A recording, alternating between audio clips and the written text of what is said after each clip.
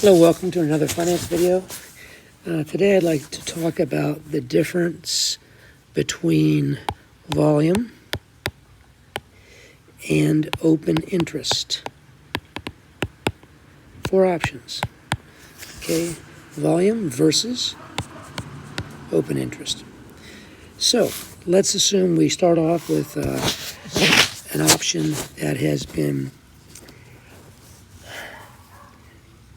created, in quotes,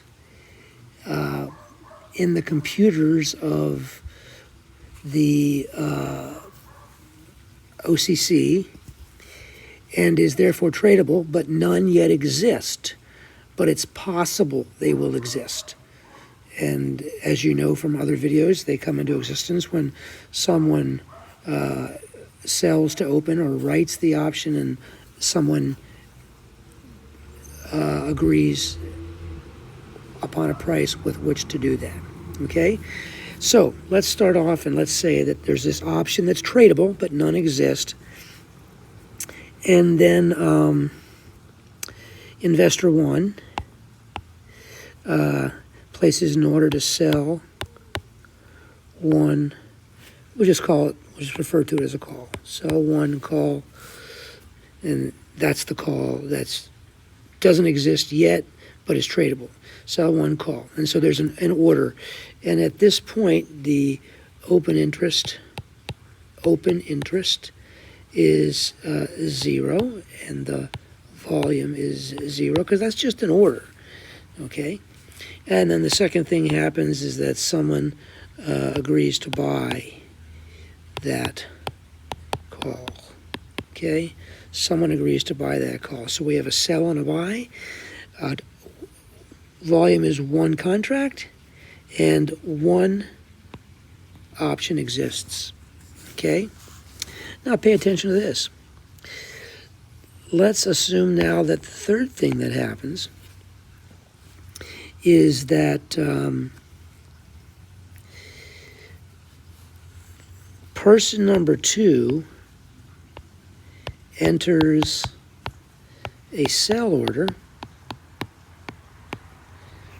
Okay, person number 2 enters a sell order, and person number 1 up here enters a buy order. Okay, well, that for a single contract now volume is 2, because we assume these trades meet and a trade occurs. We assume these orders hit the exchange or hit an exchange, and then they meet and a trade occurs. So now volume is 2. But what's open interest? Well, look at it this way. This person that bought the call is entering a sell order. The person that sold to open is entering a buy order. They're both flat. They both have no position. Therefore, none of these options now exist. So open interest falls to 0.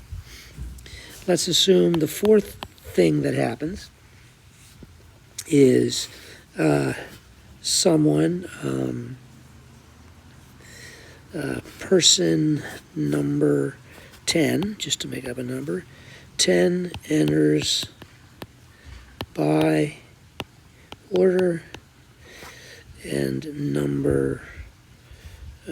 trader number 20 enters sell order. Now, we assume that these orders are compatible in that there are no limit prices that preclude the trade from executing, and we assume the trade does execute. So now volume is 3, and we have open interest back to 1. And now let's look at a fifth event. Let's assume that trader 10 enters a sell order, and that order matches with trader 30's who enters a buy order. Okay, assume that happens. Well, we see that trader 10 bought to open is now going to sell to close, because we assume these trades match and the trade executes, so volume goes to 4. So trader 10 entered a buy order, then entered a sell order. So he's flat. He doesn't own one.